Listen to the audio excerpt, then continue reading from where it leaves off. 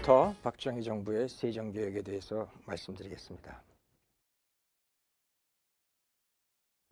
1966년 3월 국세청 설치를 계기로 세무행정력이 단시일 내에 강화되면서 세수 기반이 획기적으로 확충되었습니다.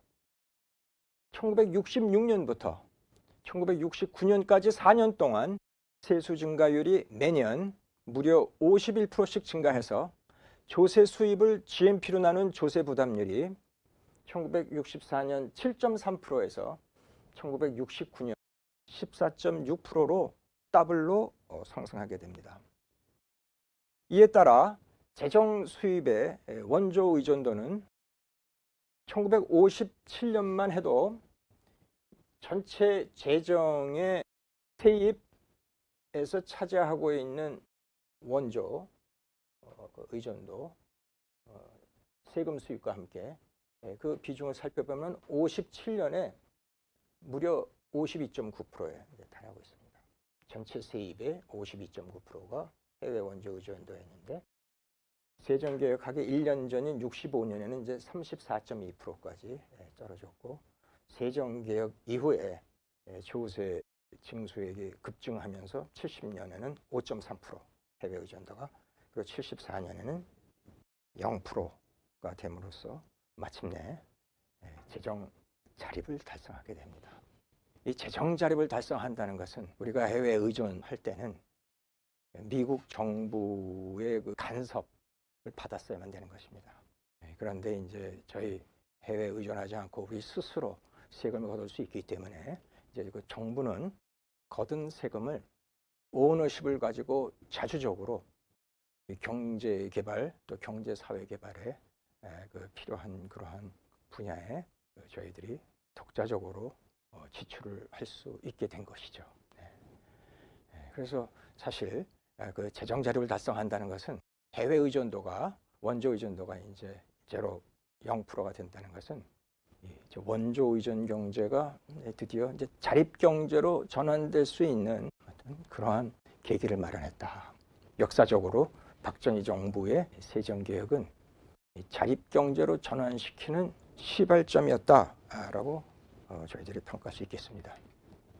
세정개혁 이전에 조세행정이 얼마나 부패했는가, 그 조세행정의 그 난맥상을 소개해드리면 당시 세무공무원은 세금 대신 뇌물을 걷었습니다. 세금을 걷어야 될 공무원이 세금 대신 뇌물을 걷고 그 뇌물을 정치인에게 정치자금으로 전달했습니다. 정치인들은 그 당시에는 국회의원 선거에서 이제 이겨야 되기 때문에 그 선거자금으로 이 정치자금이 필요한데 그 정치자금의 소스가 세무공무원이었던 것이죠. 그리고 그 세무공무원은 그 정치인의 백으로 승진하는 그런 관행이 고착화되어 있었습니다. 배도 전 세정차관보, 전 국세청 차장님, 그리고 이 배도 씨는 1966년 국세청 개청될 당시에 총무과장입니다.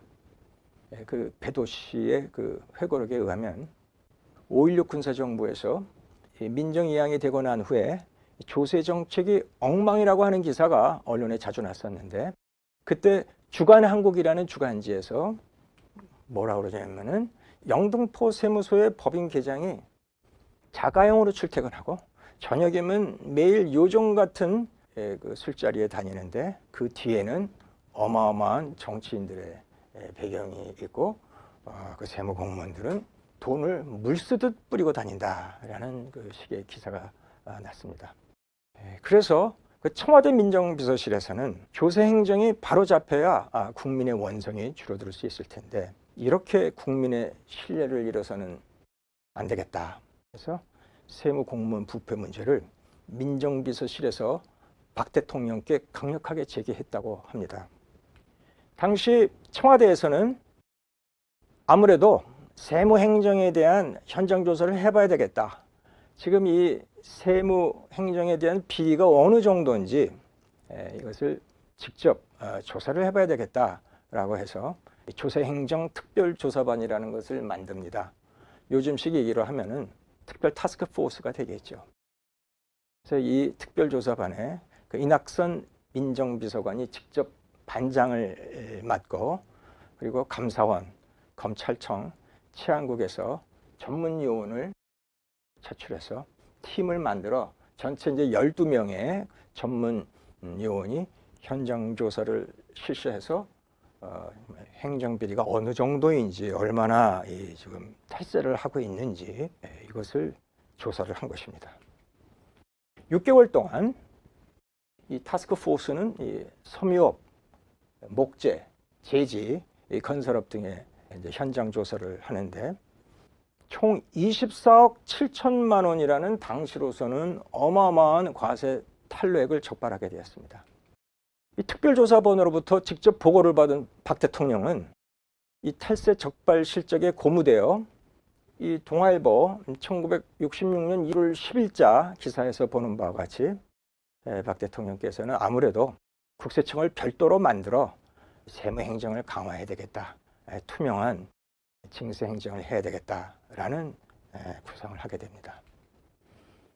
박정희 정부는 1966년 3월 3일 국세청을 설치하자마자 이 부패한 세무공무원을 퇴출하기 위해서 중급, 고급, 그러니까 6급 이상 전국의 모든 세무공무원을 대상으로 청렴도를 인사원칙으로 세워서 전면적인 인사전보 조치를 시행합니다. 예컨대 한 예로 서울시 소공동 세무서는 전국에서 가장 노른자위 세무서였습니다.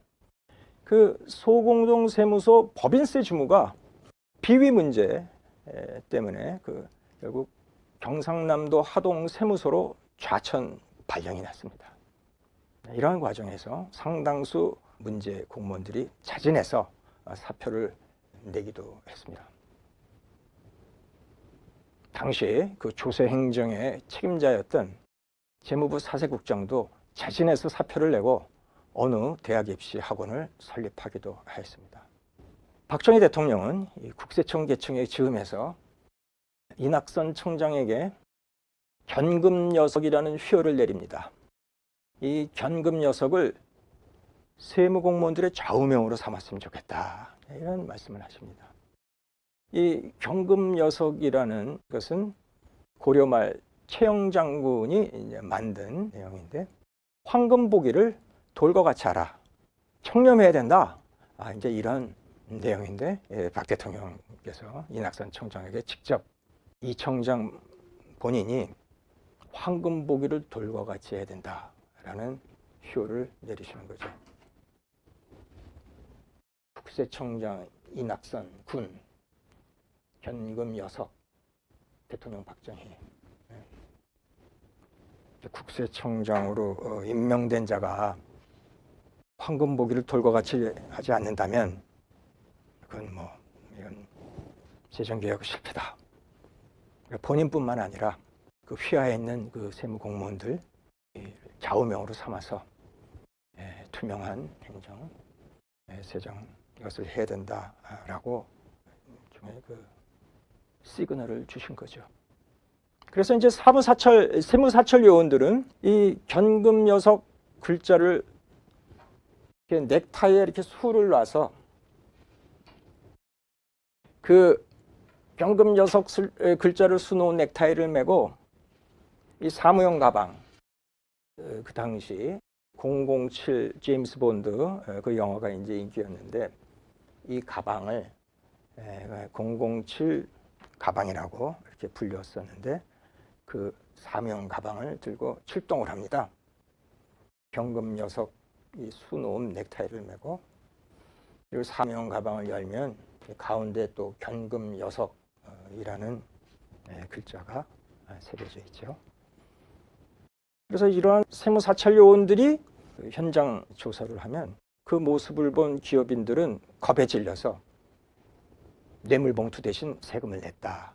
이런 얘기가 그 배도 회고록에 나와 있습니다. 이 사진은 5.16 혁명 당시의 사진입니다. 이 가운데 소령이 바로 이낙선 민정비서관, 초대 국세청장, 5.16 직전에 이제 박정희 소장의 부관입니다. 이분이 이제 이낙선 씨가 세정개혁에 이제 선봉에 서는데요. 당시 언론에서는 부정부패의 온상이었던 세무공무원들이 과연 경금 여석을 실천할 수 있을지에 대해서 아주 회의적이었습니다. 어느 신문에서는 이거 쇼하는 거 아니야? 네, 라는 그러한 멘트가 있었고, 포함해서 아주 냉소적인 논조가 주류를 이뤘습니다. 이것은 이제 매일경제 66년 7월 8일자 기사인데, 이 매일경제에서는 견금 여석이란 글자를 수놓은 이거죠. 다시 말씀드려서 견금 여석이라는 글자를 수놓은 넥타이를 맨 세무공무원이 금품과 인연을 맺는다면 그럼 갓 쓰고 넥타이를 맨 것만큼이나 꼴불견이 될 판이니 전시효과 이상의 실천을 단속해야 된다. 쇼하지 말라 이런 얘기죠. 라는 그 비판적인 기사를 냈습니다. 그러나 이낙선 국세청장은 이에 굴하지 않고 이러한 그 언론의 냉소적 시각 속에서도 경금 여석 휘호를 액자를 만들어서 청장실에 걸어놓고 그 세무공무원의 비리와 부정을 막아보려고 채찍을 휘둘렀다고 합니다.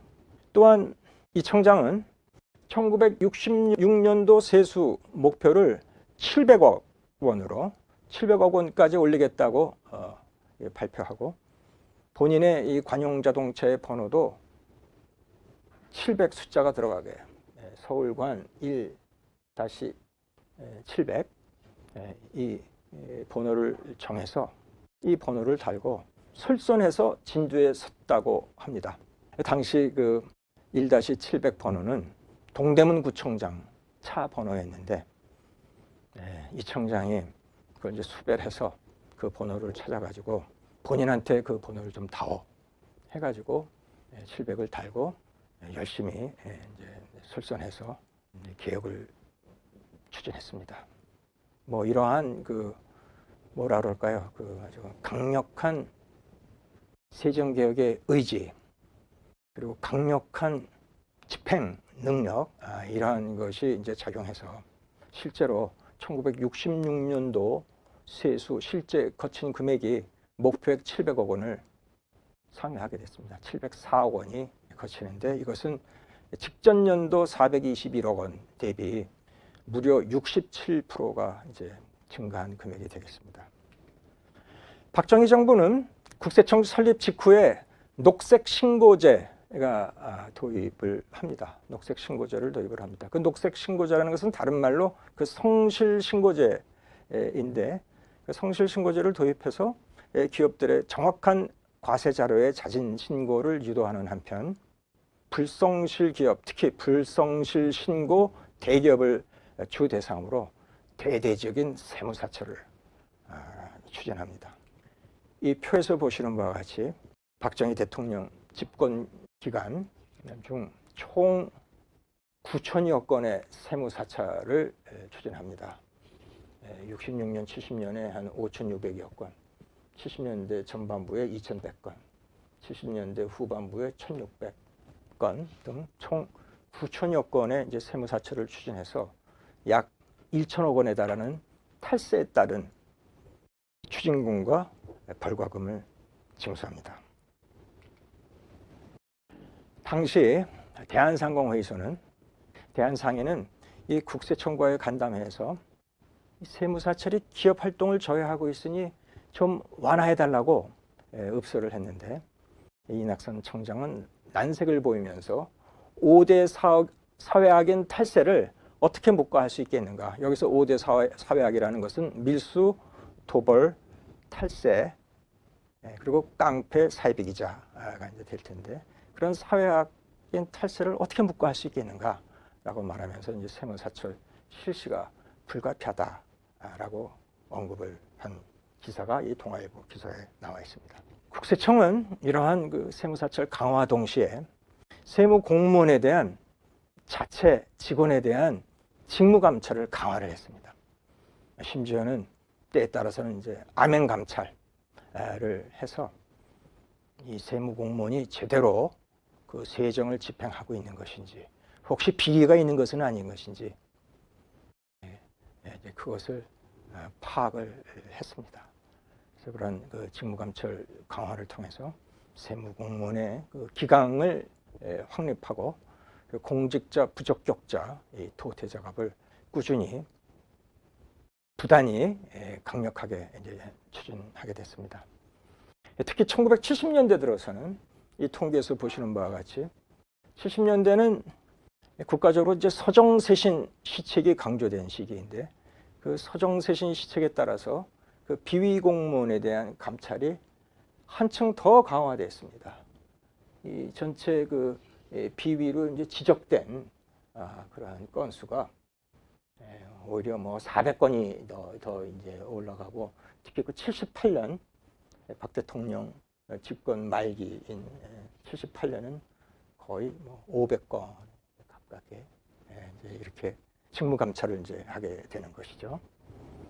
그래서 이 표를 보시면 1970년대 들어서 직무 감찰이 더욱 강력하게, 그러니까 박 대통령 집권 기간 내내 이 직무 감찰이 소홀해진 게 아니라 계속해서 문제 공무원들 그 비위를 찾아내고 또 시정하고, 그런데도 그 다음에 또 비위 부정이 나오는데 그거에 대해서 또 계속 직무 감찰을 또 경우에 따라서 이제 자체 정화 활동을 통해서 하게 됩니다.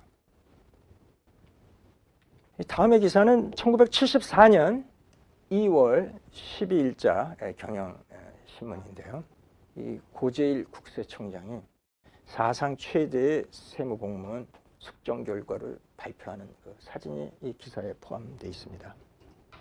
당시 국세청은 자체 정화 활동을 통해서 비위 직원에 대해서 강력하게 징계 조치했습니다.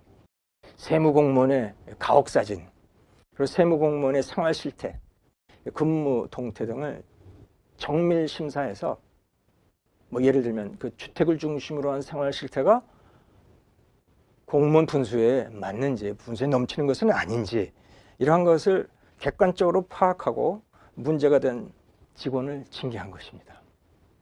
이런 과정을 통해서 전국의 세무 정책 관련된 사무관급 이상의 총 566명이 있는데 그중 113명을 면직시킵니다. 이런 그 문제 세무공무원으로 이제 징계를 하는 것이죠. 그 113명 중에서는 국장급 이상 이 이사관급이 4명이 있었고요.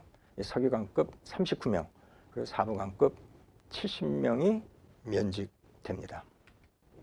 또한 1974년에는 비위 세무공무원에 대해서 상급 관리자가 연대해서 문책받는, 비위에는 본인 세무공무원뿐만 아니라 상사도 문책을 한다 하는 그런 연대 책임 제도가 도입이 되었습니다. 이제 1975년, 78년 그 3년 동안에 총 138명이 연대 책임자로 문책을 받습니다. 이 비위 세무공무원과 함께 그 상급자들이 같이 문책을 이제 받게 됩니다.